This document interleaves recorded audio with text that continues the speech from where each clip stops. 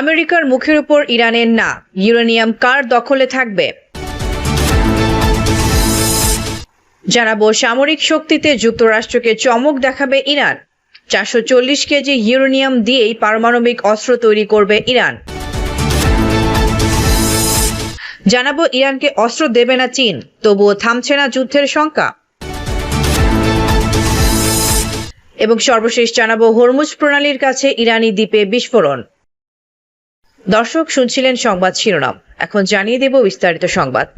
তবে তার আগে অনুরোধ থাকবে এই ভিডিওতে একটি লাইক দিন এবং কমেন্ট করে জানিয়ে দিন আপনি কোথা থেকে বা কোন জেলা থেকে আমাদের সংবাদ শুনছেন এবং দেখছেন। আমেরিকার মুখের ওপর ইরানের না, ইউরেনিয়াম কার দখলে থাকবে? মধ্যপ্রাচ্যে আবারও যেন উত্তেজনার স্রোত বইছে। একদিকে আমেরিকার যুদ্ধ বিমান, অন্যদিকে ইরানের পারমাণবিক কর্মসূচি, আর মাঝখানে দাঁড়িয়ে পুরো মধ্যপ্রাচ্য এক বিস্ফোরণের অপেক্ষায়। কারণ এবার সরাসরি আমেরিকার মুখের উপর না বলে দিয়েছে তেহরান, ইউরেনিয়াম সমৃদ্ধকরণ বন্ধ করবে না ইরান। নিজেদের পারমাণবিক অধিকার থেকে 1 ইঞ্চিও সরবে না তারা। আর ঠিক এই মুহূর্তেই ওয়াশিংটনে বাড়ছে যুদ্ধের গন্ধ। কারণ ট্রাম্প প্রশাসনের দাবি ইরানকে অবশ্যই উচ্চ মাত্রায় সমৃদ্ধ ইউরেনিয়াম মজুত করতে হবে। শুধু তাই নয়, ওয়াশিংটন চায় ইরান তাদের অধিকাংশ পারমাণবিক স্থাপনাও বন্ধ করে দিক। তেহরানের জবাব ছিল পরিষ্কার। ইরানের পররাষ্ট্র মন্ত্রণালয়ের মুখপাত্র ইসমাইল বাঘাই ঘোষণা দিয়েছেন, ইউরেনিয়াম সমৃদ্ধ করার অধিকার আমাদের সার্বভৌম অধিকার।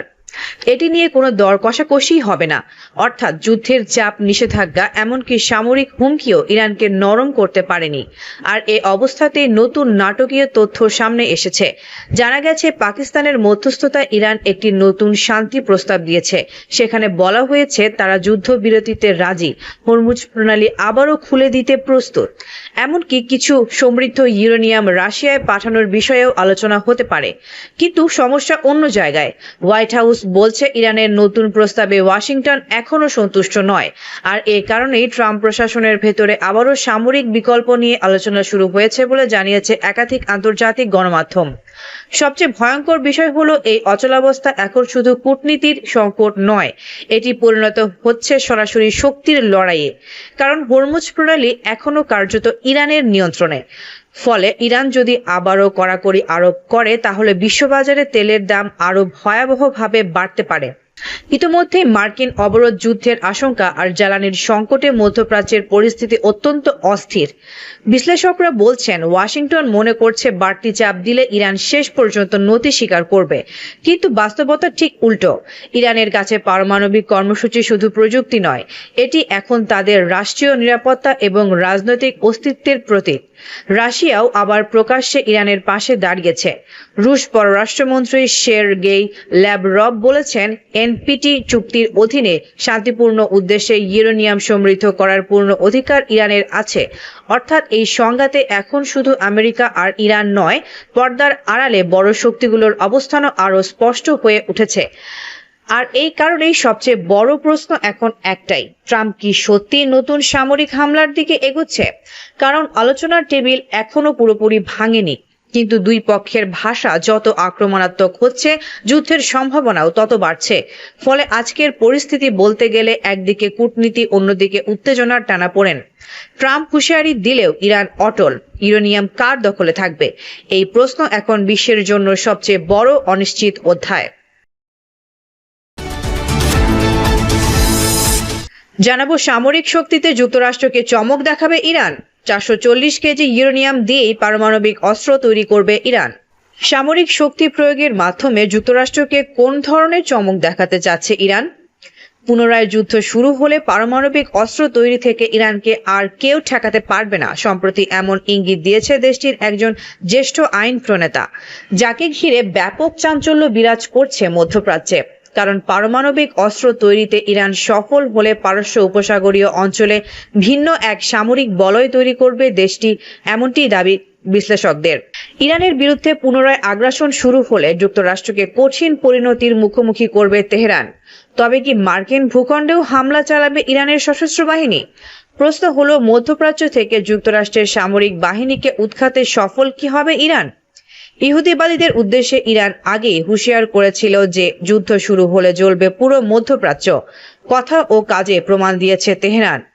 সাম্প্রতিক যুদ্ধে যুক্তরাষ্ট্র ও ইসরায়েলের সামরিক আস্তানাগুলোর নাজেহাল অবস্থা করেছে ইরানের সশস্ত্র বাহিনী। তবে এত পরিমাণে ক্ষয়ক্ষতির পরও হয়তো উচিত শিক্ষা হয়নি ইহুদিবাদীদের।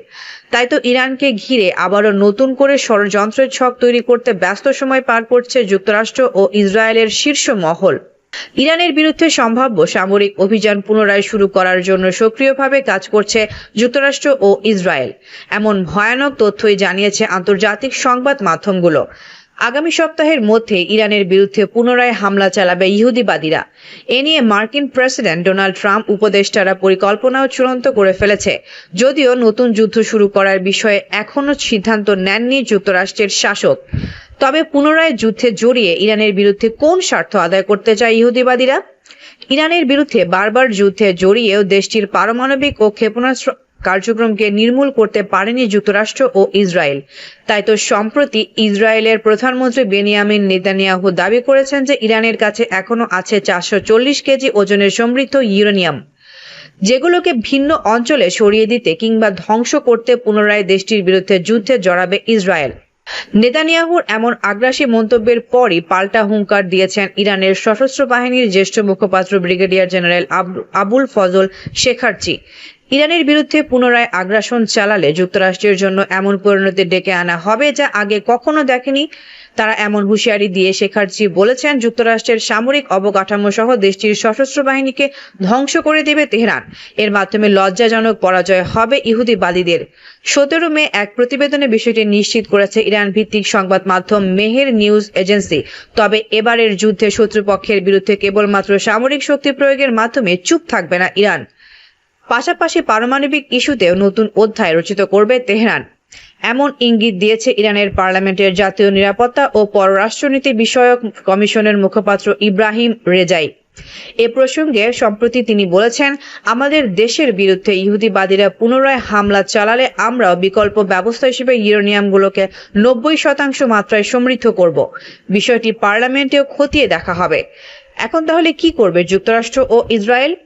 ইরানের বিরুদ্ধে চলমান যুদ্ধবিরতি ভেস্তে গেলেই অপারেশন স্লেজ হ্যামার নামে নতুন অভিযান শুরু করবে মার্কিন প্রতিরক্ষা দপ্তর পেন্টাগন। সম্প্রতি এমন তথ্যই জানিয়েছে আন্তর্জাতিক সংবাদ মাধ্যমগুলো। আর ইহুদিবাদীদের সেই ষড়যন্ত্রমূলক পরিকল্পনার ছকে রয়েছে ইরানের পারমাণবিক কেন্দ্র সহ বিভিন্ন গুরুত্বপূর্ণ অবকাঠামোগুলোতে জোরদার বোমা হামলা চালানো। সেই সাথে ইরানের কাছে থাকা সমৃদ্ধ ইউরেনিয়ামগুলোকে হাতিয়ে নিতে দেশটির বিরুদ্ধে বিশেষ বাহিনী পাঠিয়ে স্থল অভিযানের পায়তারাও চালাতে পারে যুক্তরাষ্ট্র। জানাবো ইরানকে অস্ত্র দেবে না চীন, তবুও থামছে না যুদ্ধের শঙ্কা। ইরানকে অস্ত্র দেবে না চীন, ট্রাম্পের দাবি। বেইজিং শহরে শি জিনপিং তাকে এমনই আশ্বাস দিয়েছেন। প্রথমে শুনলে মনে হতে পারে মধ্যপ্রাচ্যের যুদ্ধ হয়তো শান্ত হওয়ার পথে, কিন্তু বাস্তবতা বলছে ভিন্ন কথা।